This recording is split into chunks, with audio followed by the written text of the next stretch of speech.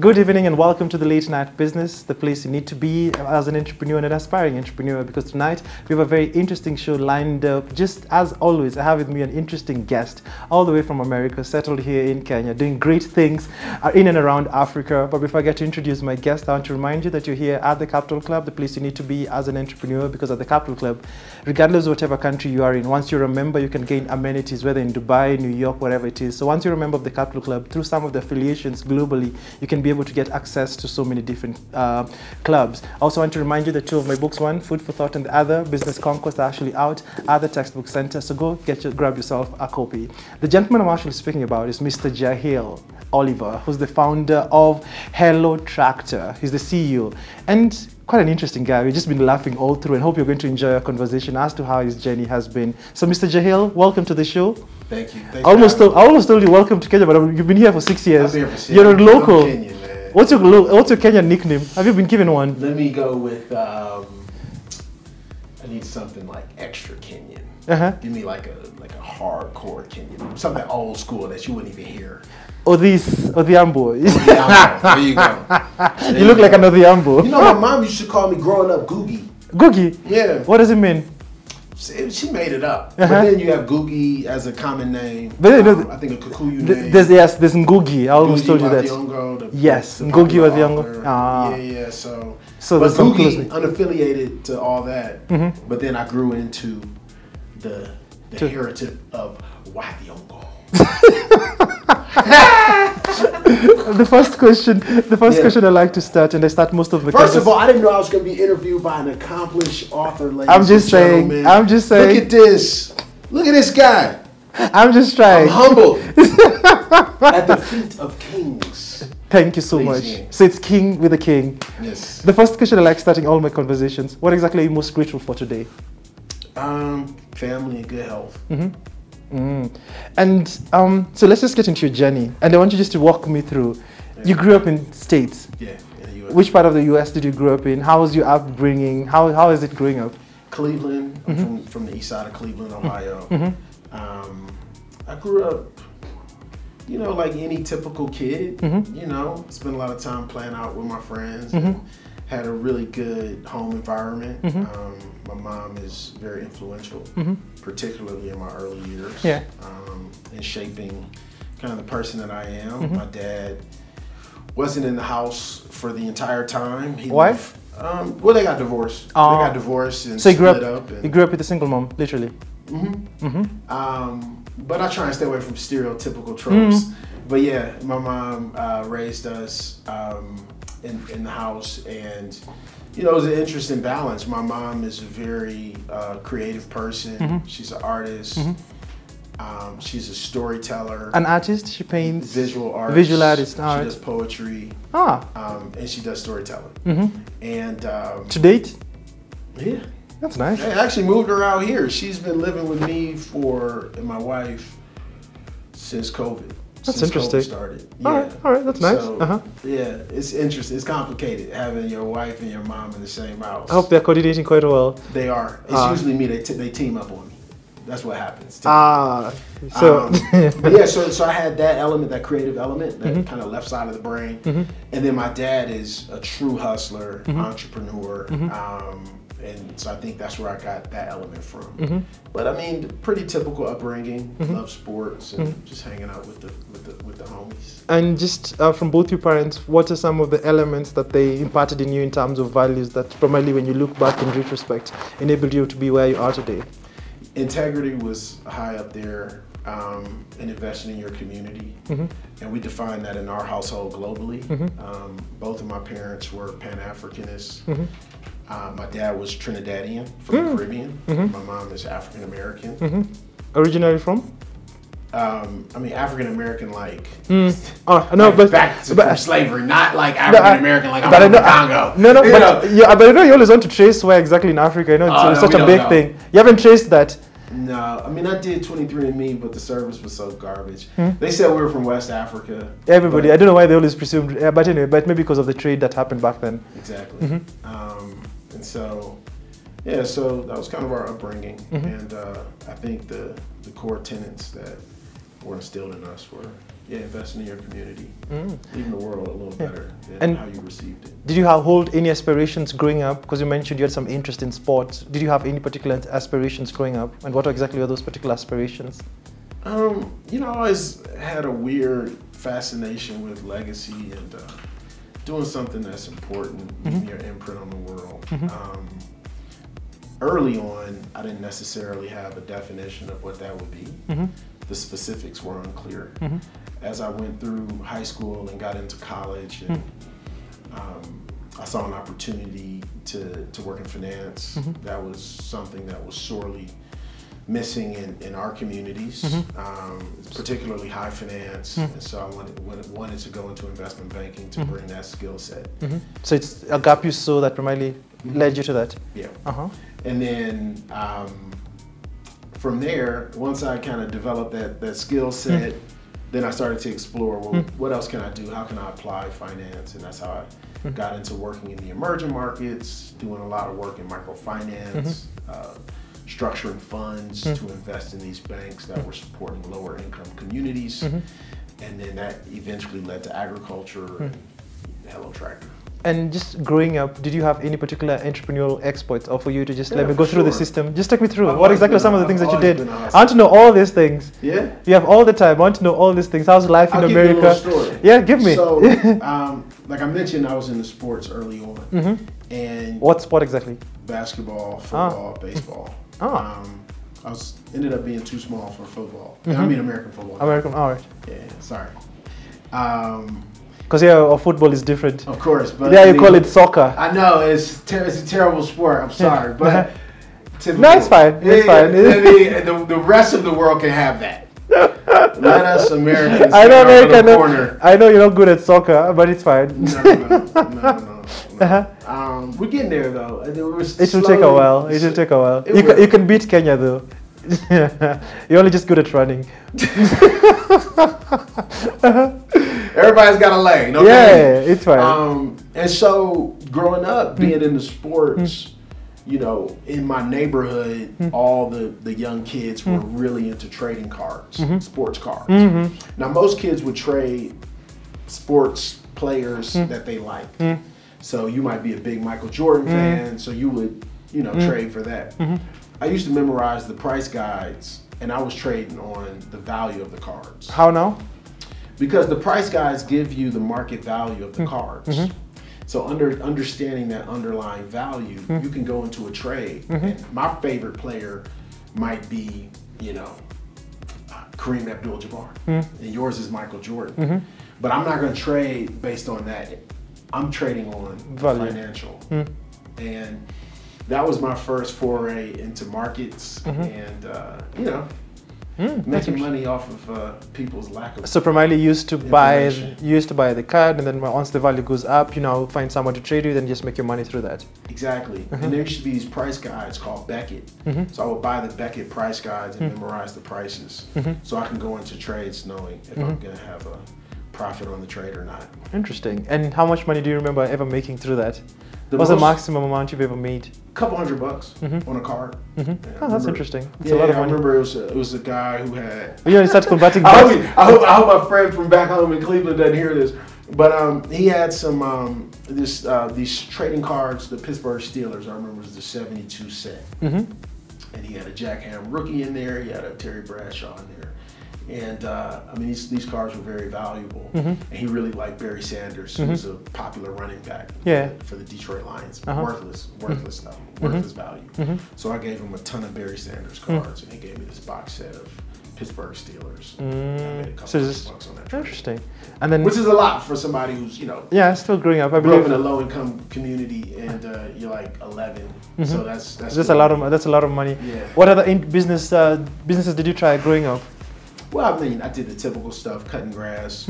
It's Cleveland, so shoveling snow in the winter, cutting grass in the summer. I know it's big in the States. I know Kenyans are looking at it, I'm like, yeah, like kufia kanyasi. In Swahili you say kufia kanyasi. Yeah. It's not so big per se, there's not so much money here, but I know in the States it's so big. Yeah, yes. I mean, but I just sold cell phones, sold sneakers.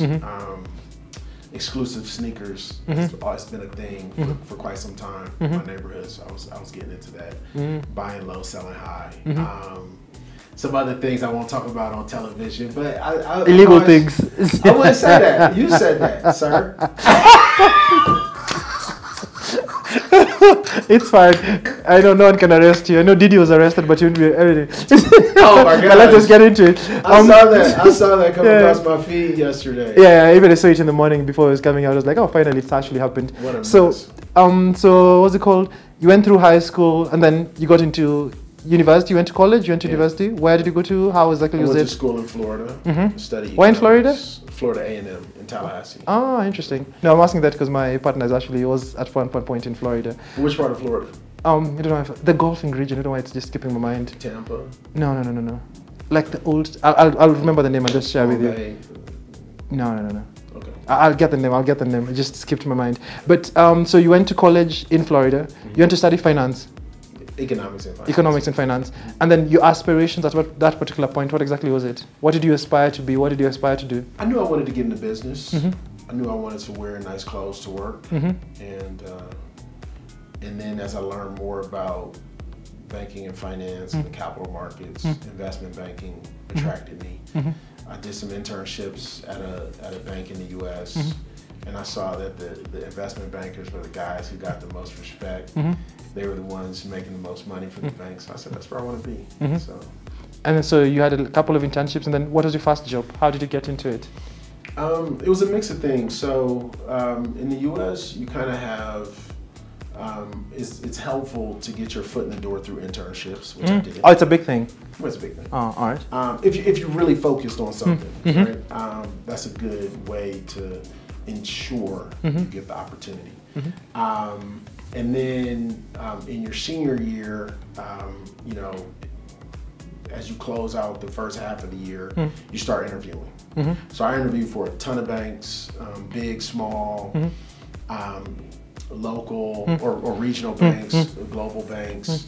Got a few offers and ended up going with the bank that I ended up working for because they had the top rated training program. And I wanted to really use those early years to learn as much as possible, get up that learning curve, and then see how I can leverage those learnings into more professional success. So you got into investment banking. Yep. For those who actually maybe just watching this, what's investment banking? Just break it down to them.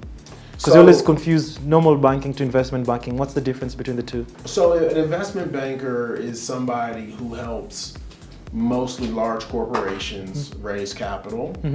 That can be either debt or equity. Debt meaning loans, equity meaning selling off pieces of the business in exchange for cash to invest back into the business. And then there's M&A, right? Mergers and acquisitions, and sales and trading. Those are the key departments of an investment bank. I was primarily on the debt capital market side, so helping large corporations you know, raise billions of dollars through bonds or large syndicated loans to invest in and grow their operations. Interesting. How was the experience? What did you learn from it? Because primarily you just hear from campus and then you finally get into an industry that you'd wanted to be in, and then now you're working with big corporations raising billions of dollars. How was that particular experience? It was interesting. More than anything, it was a culture shock. Just being in a new environment and needing to adapt to that new environment. The cultural context was very different.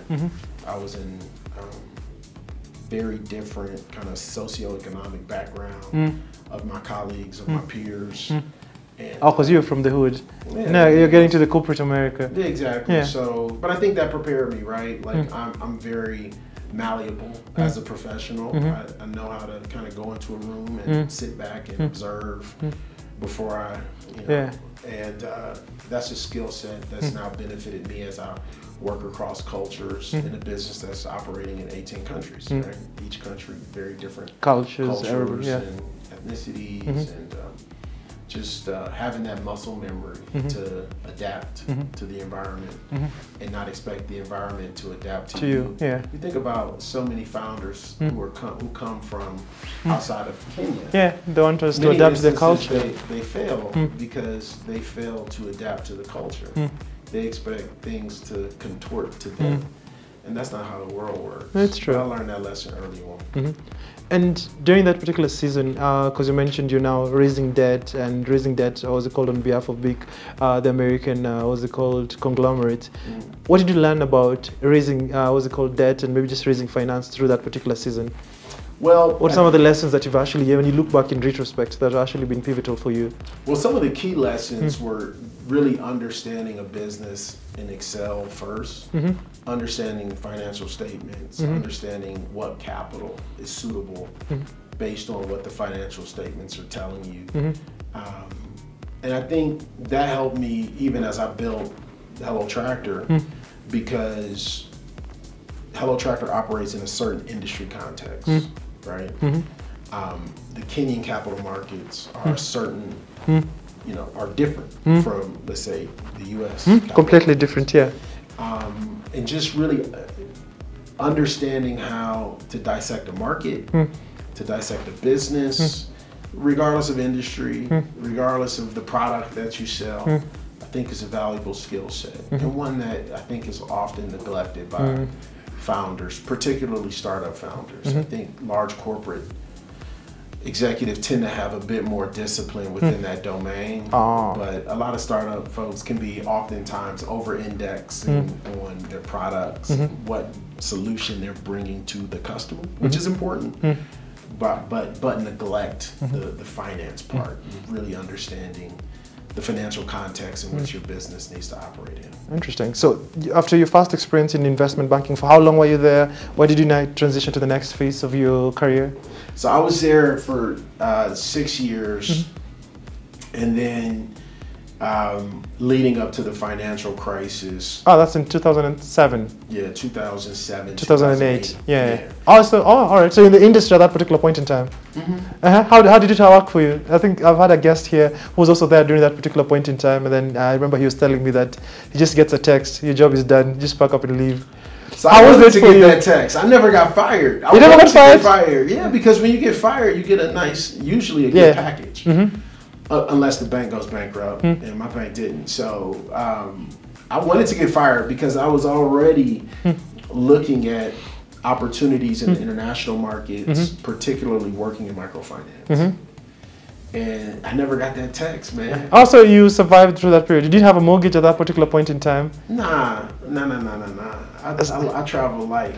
I didn't have a mortgage. I didn't have kids. I didn't have a family or anything. So you're just kidding around. You got it. Yeah, and I was still kind of at this exploratory phase in my career where I wanted to see what was out there. I wanted to see how I could apply my talents to interesting work. And what do you remember about the financial crash in 2007? Because it's like that particular case in point. Even right now, when you talk about the recession is going to come, you always try to remember 2007, 2008. How was that particular point for you? What do you remember from that point? You know, it was such a good lesson in how markets form, how they accelerate, and bubbles are created. How greed influences behavior, and incentives and regulatory environments and frameworks matter a lot. I learned a ton during that experience, and did you lose money yourself? Yeah, I lost money. Yeah, I lost money. Oh, all right. You've never recovered. Oh, you recovered and you kept the lessons. I'm okay. But I think more important than losing money, I think I gained some discipline around things like diversification, around avoiding waves, right?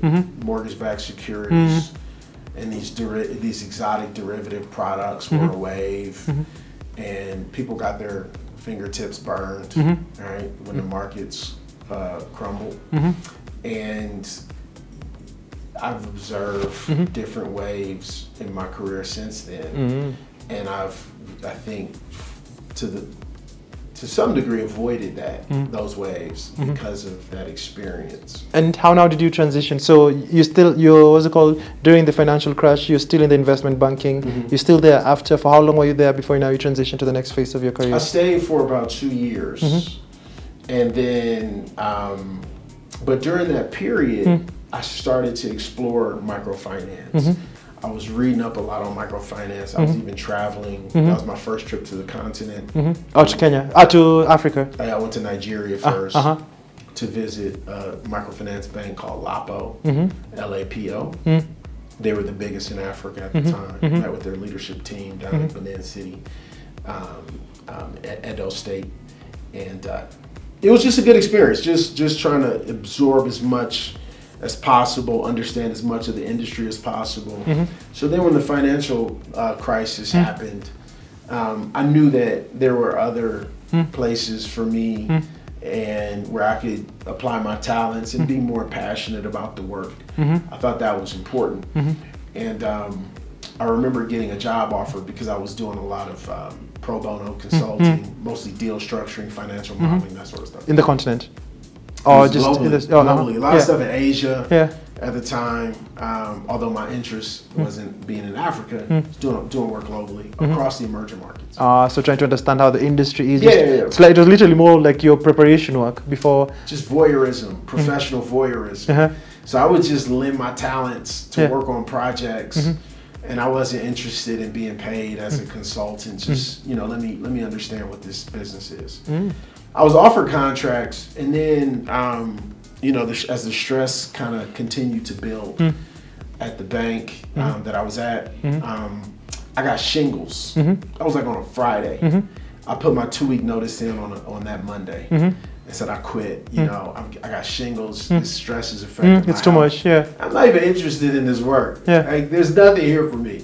So I quit, and it was a bit funny because when I put in my 2-week notice, I had this offer to work in Afghanistan. So in my 2-week notice, you know, I told the team I was working with, you know, I'm stressed out about this work. I'm going to Afghanistan. So you went to Afghanistan? And so at that point, I think the war was already there. Oh yeah. What did you go to Afghanistan to do? To do what?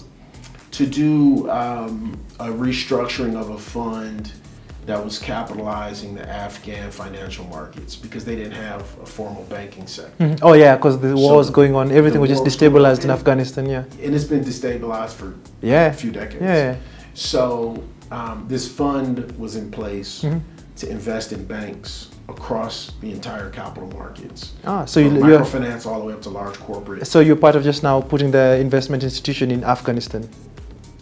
That's quite interesting. All right, so we'll take a break, or rather, I want to say almost about to just take a short bomb, and then we'll be back from Afghanistan. Is that water over there? Yes, we'll get you water after the break. So I'll see you after the break, and then we'll just come back and just find out how the career has morphed and how exactly Hello Tractor came to be. So I'll see you after the break.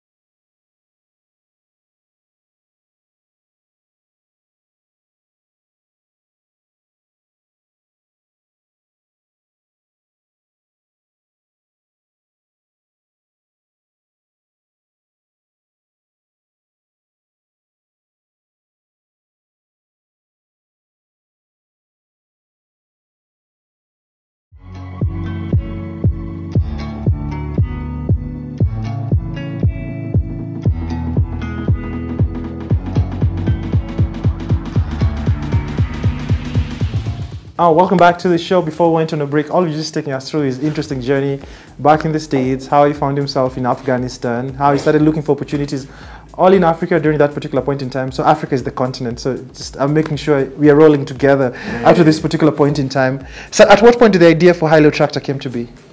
I was in the Philippines in 2010, 2011. What are you going to do to the Philippines? No, sorry, it was way later than that. I was in the Philippines doing business development, working on getting this contract. I was an entrepreneur at the time, and I wanted to get this consulting contract on commercializing mechanization across 5 South Asian countries. It was Sri Lanka, India, Bangladesh, Nepal, Pakistan. And came up with the idea, and I thought the idea was too good to leave with this institution that I was consulting for. So what was the whole consultation around? What exactly were you trying to do? To set up a revenue model that was profitable for smallholder farmers to access mechanization. All right, interesting. And the idea was that through collaborative consumption of a tractor, instead of an individual farmer owning it, they can just have reliable and affordable access to the service. And it's as good, but much more efficient, much more affordable. Interesting. So how many countries at that point? You mentioned Philippines. So I was in the Philippines pitching to win this contract.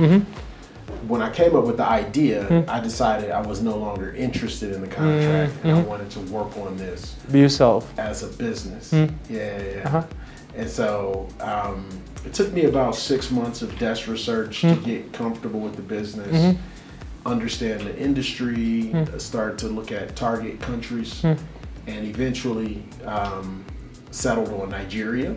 Right? And why Nigeria? The size of the market, they had a very progressive agricultural minister, a technocrat. It's very rare to hear someone in Africa say you're progressive. So that's a good one. Yeah, but you know, I'm probably a bit more positive on politicians because they have to work against impossible circumstances. I'm not somebody who takes political sides. I get you. Particularly in countries that I don't understand, and politics is complex. But I recognize that many of these governments are on shoestring budgets. There's that because of most of it, yeah. There is corruption, of course, for sure, and that's an issue, right? But even the best intentioned politician is facing impossible challenges. Look at what happened with the Eurobond refinancing recently. That's something that had to happen. And the constraints around that financing taking place and how the population responded to those new constraints and those new tax realities, it's very difficult. Now, of course, your reputation matters. If you ask somebody to do something different, if I go to my wife and I've been wasting money for the last 5 years, we've been married for longer than that, but for the last 5 years I've been wasting money, and then I go tell her, hey, I want you to divert some of your savings towards my exploits, she's gonna say, nah, heck no. You know, and I think that's a part of it. Interesting. So you mentioned you started off in Nigeria, you'd seen an opportunity, the minister then was progressive. How did you go about setting it up? What are the earlier years like? How did you go about it? I think it required a lot of grassroots network formation. So I looked across my social and professional networks to see who had connections that were relevant in Nigeria. I had a roommate in grad school whose father's friend was an advisor to the ag minister, which got me an inroad into the ag ministry. From there, got introduced to people, and then that network started to form because that person introduces you to 5 people, and they introduce you to 5 other people. And then great. And we just break it down in terms of the idea behind Jehiel Tractor. What exactly is Jehiel Tractor? What exactly it is that you do, and why do you do it? Well, it's a technology company that connects farmers to tractor owners We have 2 core products. We have a fleet management solution. We were first to market with this product globally, where small tractor owners can remotely monitor and manage their equipment through GPS fleet management. And then we have agents based in the community using a separate Hello Tractor app to organize farmers who need services. They're paid a commission. Once those services are completed, the tractor owner earns money selling off additional capacity into the market. So it's a win-win. I think what made me interested in this part of agriculture and really agriculture more broadly, you know, it's such a foundational industry in Africa. 40% of the continent's GDP is from agriculture. 60% of the labor force is engaged in agriculture. So if you want to kickstart broader-based economic growth, you start where, you know, the most influential industry is. And so that was my interest in agriculture, and mechanization was such a missing piece. You have rapid urbanization, aging farm populations across the continent. To supplement that loss of labor, you need mechanization to intensify production so we can grow more, feed ourselves, feed the world, and catalyze broader-based economic growth. One of the challenges for most entrepreneurs, especially just starting up, because the vision is much big, and you, quote unquote, you're just like, quote unquote, the Uber of what's it called? Uber for farmers, mostly when it comes to tractors. How did you go about raising capital? Well, we bootstrapped first, so exhausted savings, investing in the business. It required a tremendous amount of sacrifice, and I think that's probably a theme that will be reoccurring across many entrepreneurs. So nothing special there, and just slowly, methodically growing the business. As we developed traction, we were able to look outside the business to see what money we could bring in to accelerate that growth. Our first commercial investment came 3 years or so after starting. So you sustained the earlier years just from your savings and all that? We did. We also had, I joined some of these fellowships that had small grants and all. Kind of like that. We worked on a USA project that was substantial at the time for us. And that didn't necessarily put money directly in our bank accounts as a business, but it helped us invest in the ecosystem services that were necessary to build the business on top of. And that was an early lesson as well, where, you know, you want to invest commercially in the elements of the business that can generate commercial return, but you want to find partners who can invest in the ecosystem so that your business can thrive, but you're not diluting yourself investing in a vocational program or, you know, investing in some workforce development, you know, capacity strengthening, that sort of thing. It would be impossible. And how did you go now? So primarily initially started off in Nigeria, you're funding it from your own pocket and maybe some of these particular fellowships and grants that you're able to get it. How was the success in Nigeria? What did you realize about this particular market in Nigeria? Because primarily your career was predominantly from the States and maybe just globally in terms of these emerging markets. How exactly was it in Nigeria? Fast moving, incredibly. What did you learn about the culture? The culture? Yeah. Oh, it's an awesome culture. I mean, that's their richest export is culture. I mean, who doesn't like Nigerian culture? It's amazing. The music, the food. It's just a country of good vibes. It's it has challenges at the macroeconomic level. There's security issues in parts of the country. But in terms of just being there and you know, engaging with people, it was a good experience. I also thought because of the challenges at the macro level, it was a good place to start because we had a lot of white space and there weren't a lot of other players looking to do what we were doing. And how did you go about it, especially market penetration? Because it was just initially probably you're the first into the market, which was not existing, and you're like trying to establish it. How did you go about it? Well, I mean, we knew early on we needed to find centers of influence and leverage on that. There were some traditional channels that we tapped into under the Emir of Kano and these cultural kind of primitives that have been around for centuries. These folks, these leaders in these communities have a tremendous amount of influence. So we leveraged on that. We were able to navigate working in the public sector a bit. And then just making sure we're creating value for our customers, because ultimately they're the ones paying us. And we had to make a lot of shifts and pivots along the way to make sure we were delivering on our value proposition. But we did, and eventually got 40% of the tractors by, I think, our third year. We have 40% of all the tractors in the country operating on our platform. Interesting. And the tractors, primarily you get people to literally lease the tractors, or you've got into a point by buying the tractors? How did you start off, and how did you? So we started with just selling people the fleet management solution. They pay us annually, SaaS fee, software. Software as a service. Software as a service, subscription fee. And then we had the marketplace where, as we connect them to jobs, we take a small commission on that, right? So those were the two models. businesses. Yeah, so doing software as a service whereby tractor owners can subscribe to the software, and then the other model is in terms of now you link them to a marketplace. How did you build this? How did you build this? Because it's building, especially what's it called, such a marketplace, just like maybe Uber is the best example, because most guys in Kenya are actually much more acquainted to it. How did you end up now building this particular marketplace? How did you go about it? Well, it's a delicate balance of supply, demand, market equilibrium. You don't want to overheat any side of the marketplace. So you don't want to have too many farmers booking for services. You don't want to have too many tractors sitting idle, right?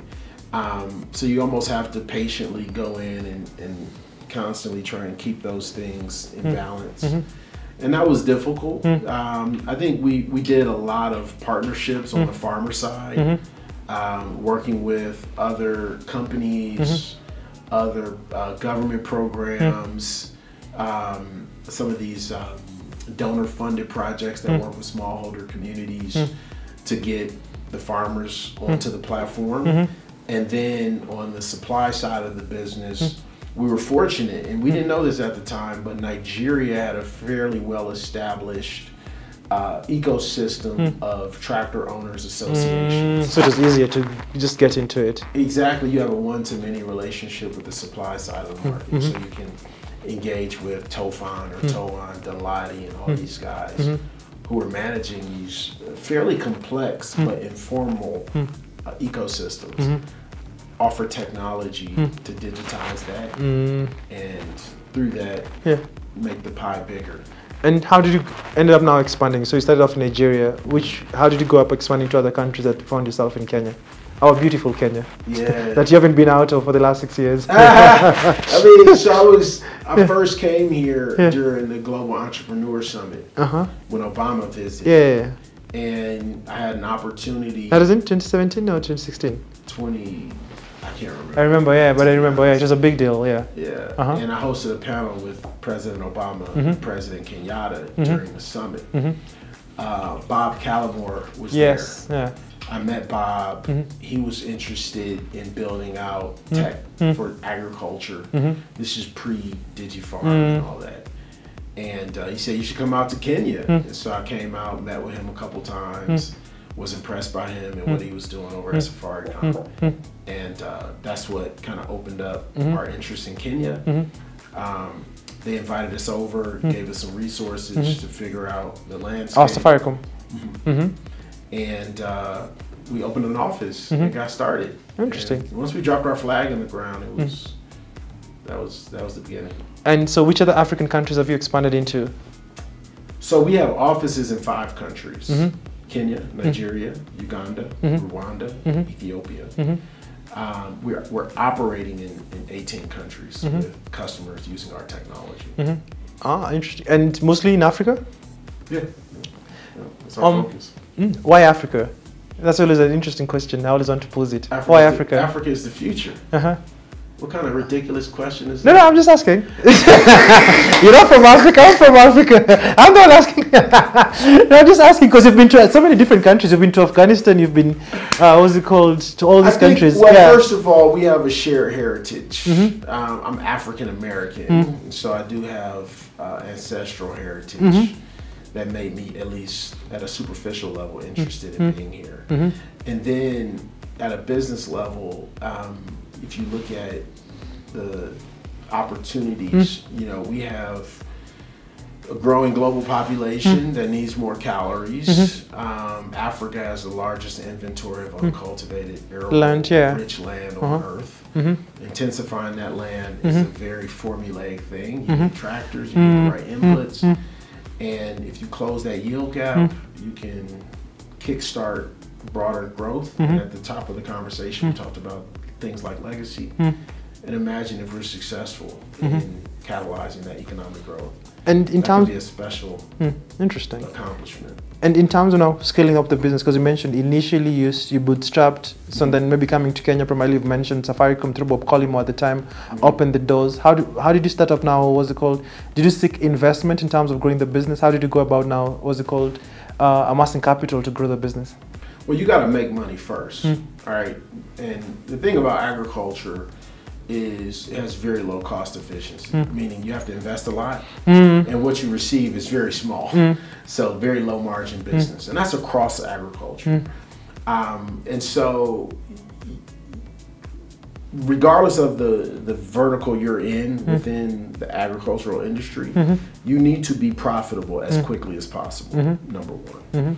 Number two, as you source investors, you need to find investors that have patient capital, that understand these dynamics around the industry, and hopefully investors that can bring something strategically to the table beyond just capital. So you don't have to make that investment. You have a partner who can bring that capability. And so for us, the obvious investor for us to engage and partner with was John Deere. They're the global leader. They have the best tech in the equipment industry, and they have the biggest balance sheet, and they're more aggressive in investing in the tech stack. So we thought that was a good opportunity for us. So we cultivated that relationship. We were fortunate to have mentorship from industry leaders who were at John Deere, who were willing to invest in us. Personally, and then eventually the business, John Deere Corporation, invested in Hello Tractor.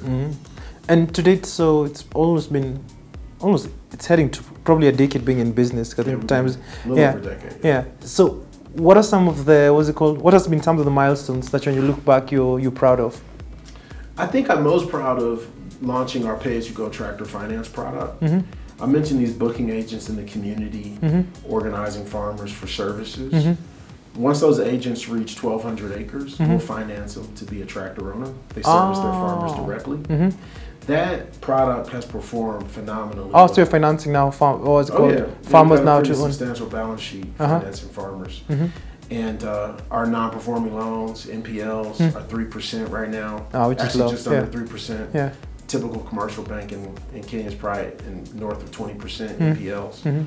So we've proven that there's a massive opportunity to finance the base of the pyramid, traditionally unbanked entrepreneurs who need an opportunity, right? And on the basis of hard work, and you know, they're making money for themselves, they're returning capital to Hello Tractor, we pay our investors on time, everybody's happy. Oh, that's nice. And that virtuous cycle, I think, is going to allow us to get more equipment out there, reach more farmers, and create a new class of small business owners who own these tractors and deliver this valuable service. One of the interesting things that I learned also about you, you're part of the advisory for doing business in Africa during the Obama regime. How was that? How was that particular role like? It was cool. Advising the president of the first world. I don't think I think we all in the first world. I'm just saying, But we're a third world. No, it was cool. It was cool. It was a good experience. We had an opportunity to engage with not just the White House, but also business leaders globally. We had some top corporations on the council with us, and that opened up new business relationships for Hello Tractor.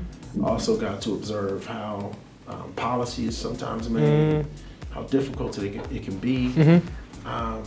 So it was an interesting experience. I think it elevated the profile Obama's advisor. That's the new, what's it called, the nickname I'm sure you got to do at that point. So between me and Obama just now, Jehiel right here. Nah, it was cool. Like it was cool. But you also have to stay humble. Yeah. Because this stuff really doesn't mean anything, right? You got to anchor yourself to family and things that are durable. Because all these successes are fleeting, and as you're just playing humble. Build you up. No. As much as people will build you up, I know this. I know. They will tear you down. Very, very fast. So if you seek validation outside of what really matters, you set yourself up. And so I agree. I just want to be simple, but I'll call you still the Obama's advisor. It's fine.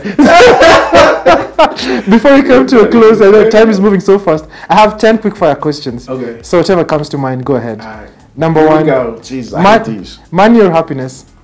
Money or happiness? Yes. Happiness. Salty or sweet? Salty. Are you more of an introvert or an extrovert? Extrovert for sure. Are you more of a thinker or a doer? Doer. What do you think the meaning of life is? Thinker or doer? Actually, let me go back to that.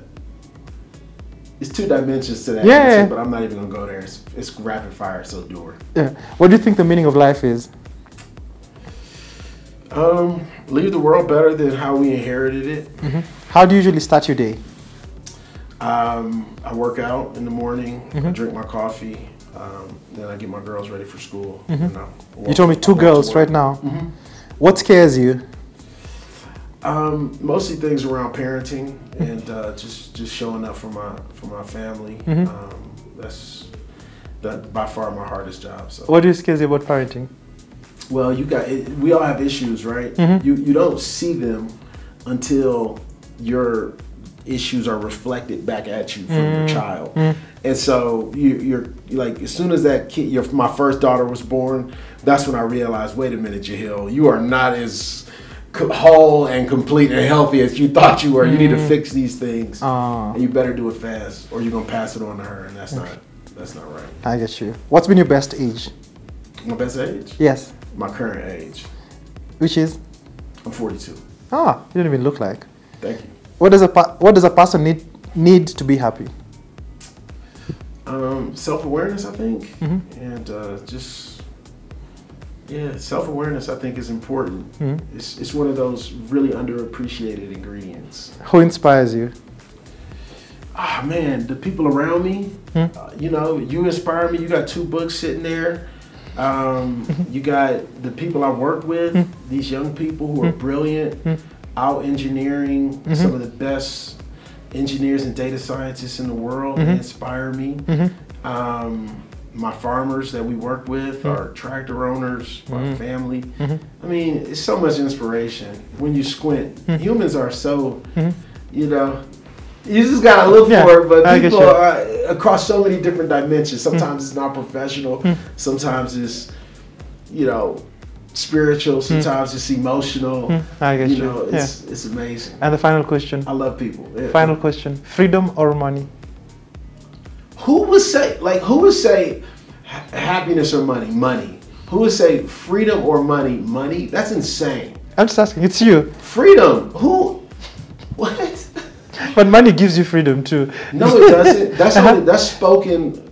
Oh, it's a narrative you Only someone who has never had money knows. Yeah. Money is not freedom. I get you. I have yet to make what I was making in investment banking, and I've never been freer than I am right now as I stand and as I sit in front of you today. Yes, sorry. And you told me the figures behind the cameras, and the figures are astronomical. But it's fine. Thank you so much for having come. I won't mention it, but thank you so much for having come to the show. Thanks so much for sharing your story. Looking forward. I'll come visit. Primarily just come up and check out what exactly you're doing. But highly appreciate. Thanks so much for having watched the show. We've learned a thing or two from this particular conversation, and I just like it how exactly sometimes you see how people from different countries can see opportunities in the continent. Also, we as the continent also need to take care of our opportunities. So from there, we just go and try out new opportunities. So thank you so much, Jehiel, for being an inspiration. Thanks so much for having watched the show. Hope you've learned a thing or two from Jehiel's story and how exactly he's been able to just traverse the world and just try to create different opportunities. Hope you at home you've been inspired to actually get to do so.